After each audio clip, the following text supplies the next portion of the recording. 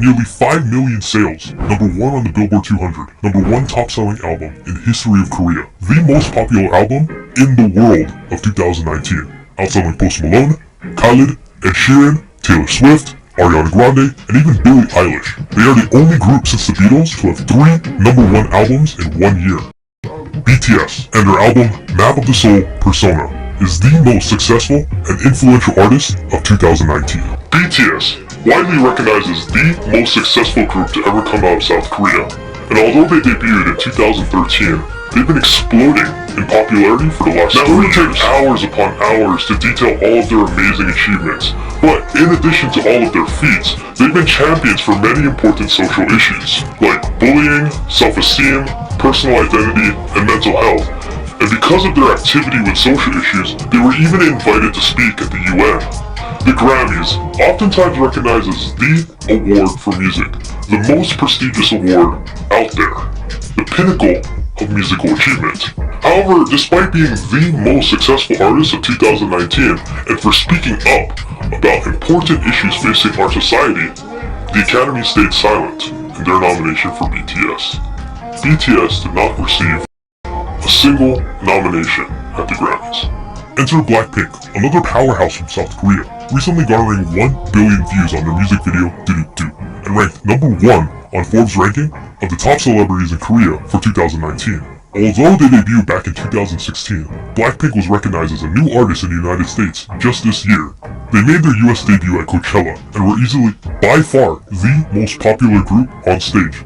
Blackpink is a powerhouse, not just in Korean entertainment, but all over the world. In fact, both BTS and Blackpink are #1 and 2 for the most viewed artists of 2019, beating out Daddy Yankee, Ariana Grande, Ed Sheeran, Billie Eilish, with 3.7 billion views. In September, Blackpink was submitted to the Grammys for consideration for Best New Artist, and in November, they were denied, without even a hint of a nomination. As soon as the news hit, chaos ensued. Twitter did not hold back on their opinions.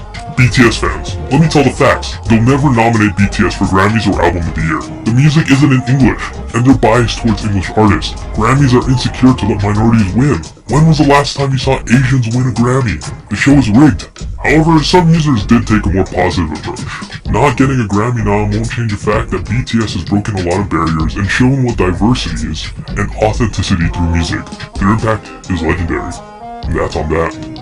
I will be forever proud of BTS, no matter what, whether they get Grammy nominations or not. The reality is that they have achieved things and broken barriers that have not been done by people before. Halsey, who worked with BTS on Boy With Love, commented, "Deleting and ignoring all negativity. BTS deserves so many nominations. I am, however, unsurprised that they weren't acknowledged. The US is so far behind on the whole movement. The time will come." So, how does the Grammy voting process even work?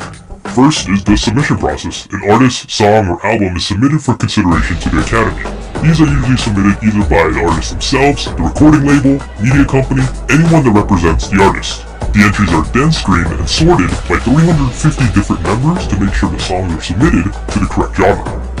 After it's sorted, the 13,000 Academy voting members vote in their genre of expertise in the first ballot for nominations. After nominations are chosen, the members vote once more to pick the winners.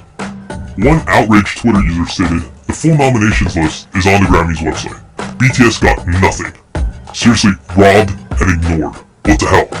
Best-selling album of the year, and one of the biggest music acts in the world right now. What more do the Grammys want? For them to be white?"